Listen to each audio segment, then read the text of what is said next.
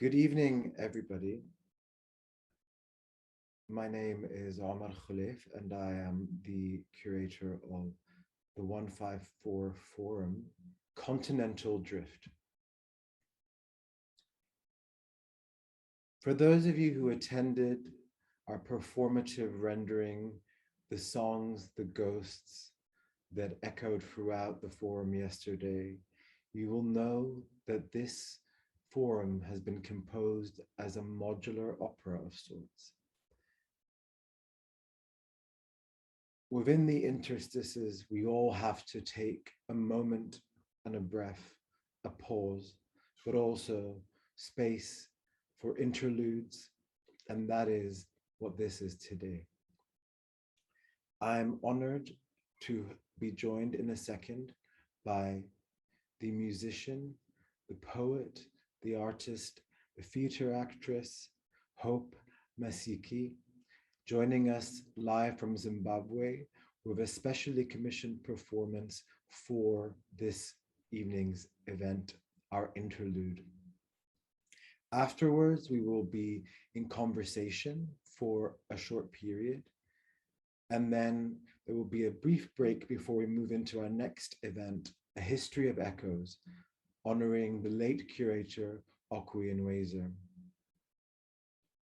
HOPE MASIKE is an ethnomusicologist, actress, and singer who is also known as the Princess of the Mbira, one of the national instruments of Zimbabwe.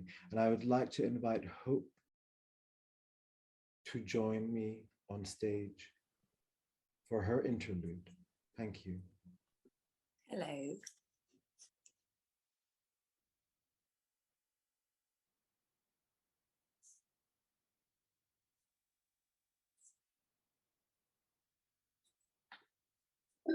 Okay, how are you, everyone?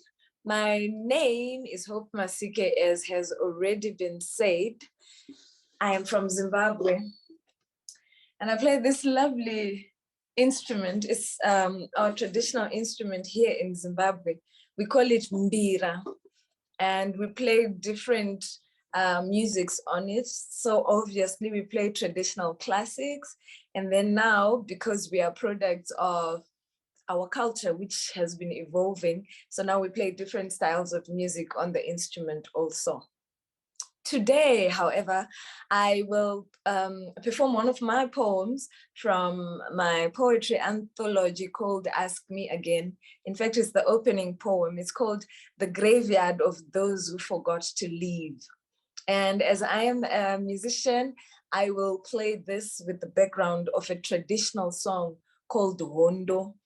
Hondo is a traditional Zimbabwean song that's talking about, when it was composed, it was talking about the liberation struggle back then, but now it talks about all other sorts of wars that we go through. So in connection with the poem I am performing, The Graveyard of Those Who Forgot to Leave is talking about the very unfortunate thing that most of us end up experiencing in life, of forgetting to live life. So no matter what is going on in your life, you shouldn't forget to live life.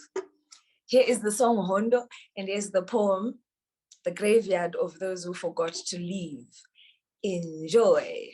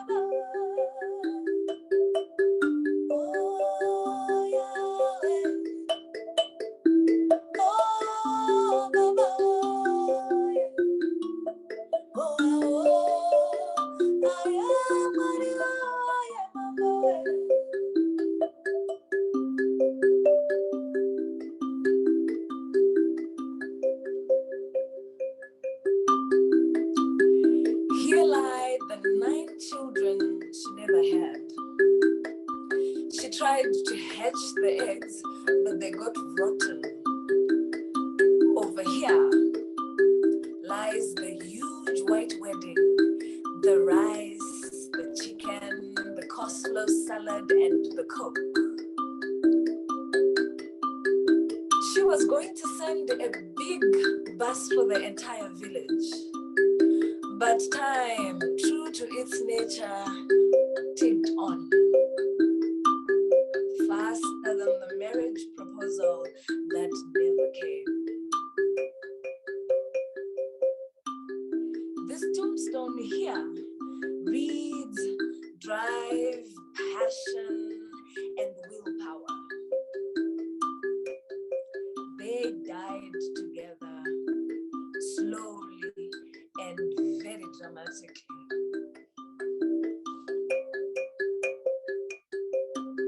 After that, she was never the same. She withered away like harvested pumpkin leaves. Unredeemable, she soon followed them. She lies here, right by the entrance to the graveyard. This graveyard of those who chased, then forgot to live.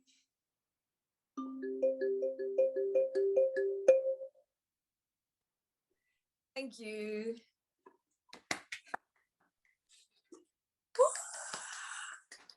Imagine that we're live and there's an ebullient, effusive, gregarious audience here, Yes. dancing, singing, moved, their spirits steaming from the mbira. Hope, thank you so much for that composition, and thank you for being a part of the forum. And I actually wanted to thank Manuel, who was the founder and artistic director of the Harare International Festival, who recommended that we connect, because I was writing to him saying, I'm looking for a voice. I'm thinking about the voice. I'm exploring the voice, specifically the power of transcendence in the female voice, because I was so interested in how the female voice can change into so many genres. And something that you definitely do is, you move from Afro jazz to Afro pop to something very traditional, even almost folk-like. So I wanted to ask first, you mentioned your book of poetry, but can you give some context about what inspired this piece? This particular piece, The Graveyard of Those Who Forgot to Live, was inspired by, so all of us, it's a given.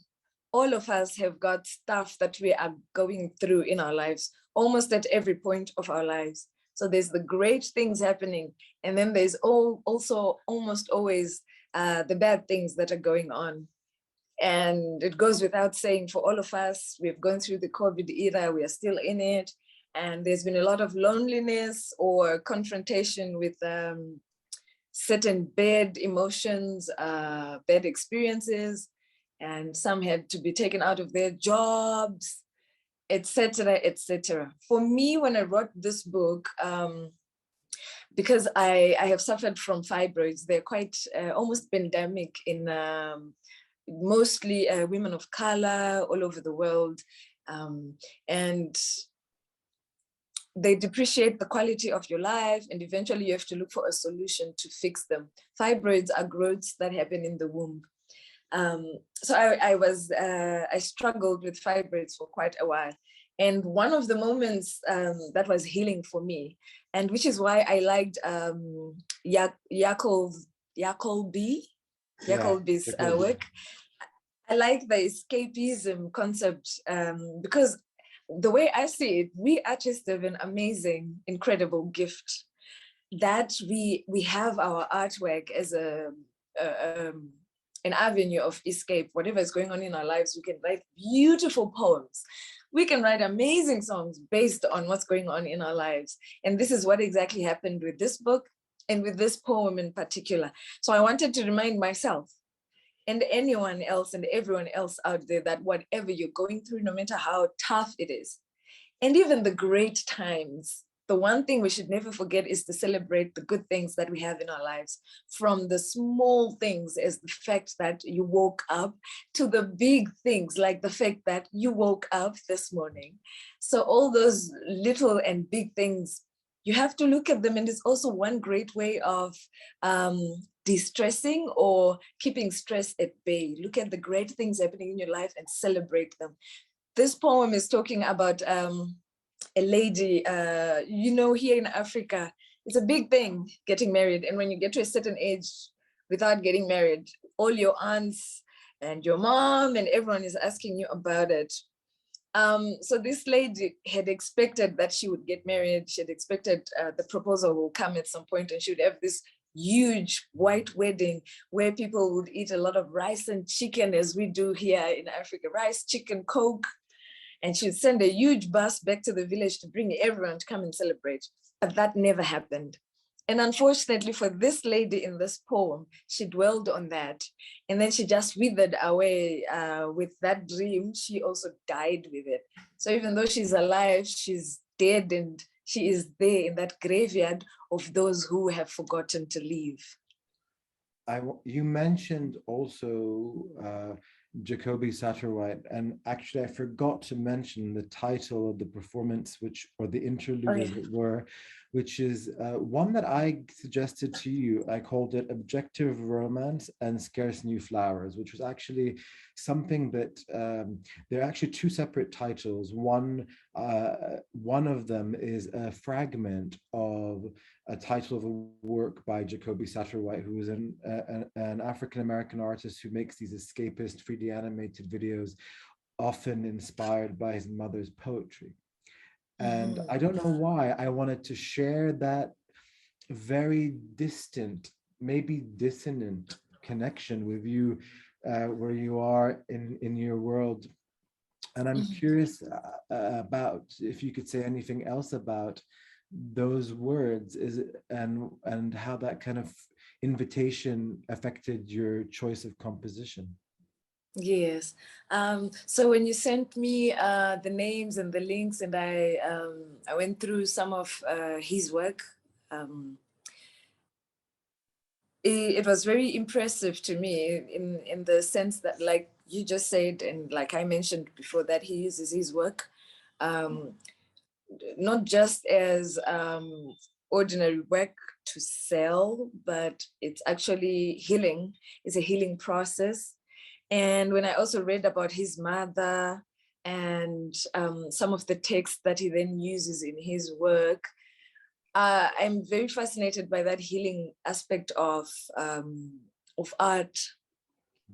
And since for me, my poems, the entire book was a healing process also, I really resonated with that. And I also liked the fact that his mom was a writer. She was writing things that were happening to her, and she was writing them as they came. You don't try to fine tune anything, you just write down how you're feeling. And when you read it later, it's already a poem, and it doesn't just speak to your experience, but as is evident in her work that is still alive even now, it speaks to many lives, and that healing aspect, talking to many people and giving them hope. Thank God for my name. That I really resonated with, and I loved that about the work that Colby does. And one more question, which is about what it's like for you in terms of composing. Your work is very much, I want to say, political, but it may be more accurate to say it's incredibly personal. And how do you feel it is as a musician today, a female musician today working in Zimbabwe, sharing those personal narratives? What are the platforms that connect you most? What are the spaces that enliven you? Well, I believe us artists are cold. these are callings. And for me as a female musician in Zimbabwe, in fact, when I wrote this first book, I wanted to have a female editor. I wanted to have my blurbs done by female journalists. And one of the problems here in Zimbabwe was that there are very few female writers. And I had a challenge finding the correct people to work with. But the fact that there are very few female writers here in Zimbabwe, perhaps across Africa, it means the female story hasn't been told much. It means there's so many things that happen with us that haven't been told at all. And that is such a disservice on our part as the female artist, a disservice to humanity, not just to the Zimbabwean community, but the world across. Because when then you read the poems or the books that are written by female writers here, or the songs they write, they're talking about themes that a male musician wouldn't talk about because they haven't experienced those things. So it's important for us to, it's not just documentation, but it's also holding each other's hands and giving each other strength when we talk about those things in our music. So for me as a female musician here in Zimbabwe, I find this a very comfortable space to be in. And the fact that currently there are few female writers is a bad and good thing. It's bad because, of course, we need more female stories told, but it's good because it means there's such a huge gap. And it means as I develop my work, as I write some more, there's a lot of space to also nurture other younger female artists to take up the space. We need more stories from females, and not just about stuff that happens to us like fibroids, giving birth, the good, the bad, but we also need the female voice in politics. Here in Africa, I also feel one of the most unfortunate things is that our leadership so far has been male dominated. And I feel that has been, I will use the same term, it's been a disservice to Africa. Because the woman has a role to play also, and ignoring them in any sphere of life means you're not getting everything that God created here on earth. You're just getting one half of it, and then there's another half that's not there. So I here in Zimbabwe, I really like encouraging female writers, the young, even the old grandmas in the village, to write, and not just about the female themes, but to have the female voice talking about the economy, the female voice talking about the betterment of African leadership and all that. So it's an exciting space. Thank you so much, Hope.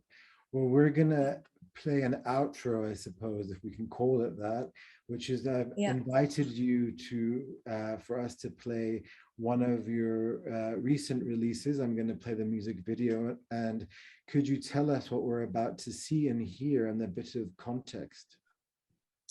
Okay, this is one of my favorite test songs, which I released early this year in March, I believe, and it's called Tsubvubon. I know it's a mouthful for those who don't speak my language, Shona. But Tsubvubon is like an antonym to yellowbone. So here in Zimbabwe and a lot of places, not just in Africa, there's the slang term yellowbone, which means the light-skinned girl or boy, woman or man. And the yellowbone has been so celebrated. So you find a lot of women now bleaching their skin to look lighter. And I mean, it's perfectly okay for everyone to do as they feel to do. Life is short. Do what you like doing. If you like looking light, then do that. But when there are health repercussions to that, some people even take tablets to lighten their skin. And also, if it's coming from a place of not being comfortable with the you inside in your skin, then it's, I believe it's a bit problematic. So I wrote Tsubvubon as a response to yellowbone. Tsubu is a fruit here. It's a very, very dark little fruit like this. It's so dark. If you eat it, your teeth will become black, but it actually whitens your teeth. So it's so dark, but it's a beautiful dark shade. And so tsubu bone comes from that fruit, tsubu, and then bone, as opposed to yellow bone. The song celebrates the dark-skinned woman, and there's a poem in the song that's just in my language, Shona, that's just celebrating all the goodness of the dark-skinned girl, the yumminess of the dark-skinned girl, and that you are beautiful just the way you are, and all the appreciations of the dark-skinned girls in the African culture.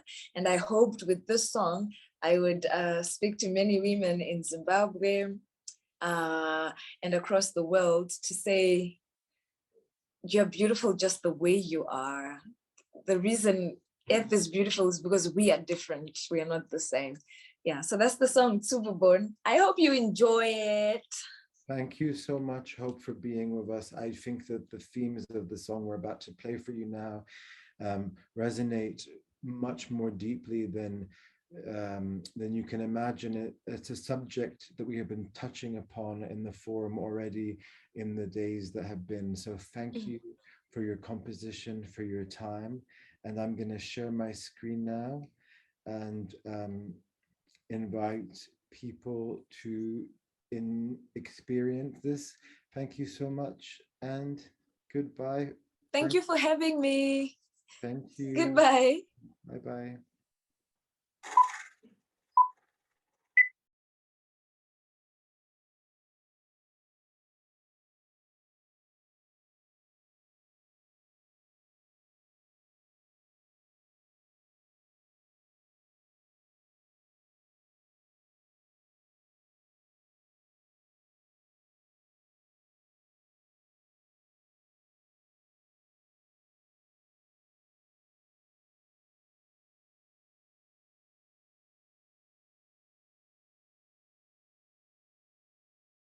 Care what they think, this is who I am. And I don't care what you say, I don't care what they say, this is who I am. Did black water, Susurandajka, Saragadela Tukubo. Did black water, Susurandajka, Saragadela Tukubo.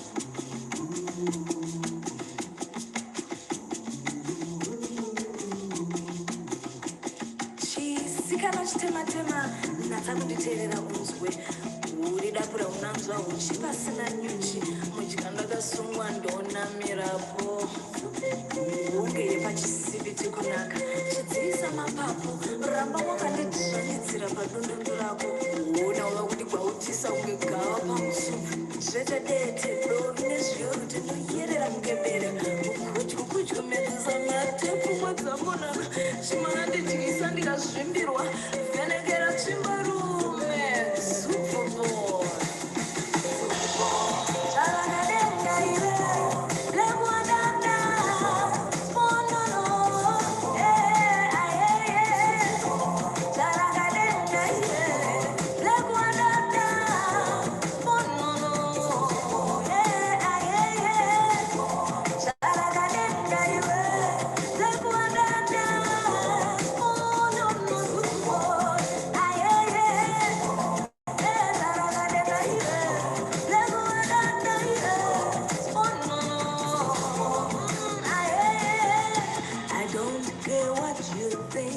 I don't care what they think, this is who I am. And I don't care what you say, I don't care what they say, this is who I am. Love who you are and love how you are. Love why you are. you are, beautifully and wonderfully.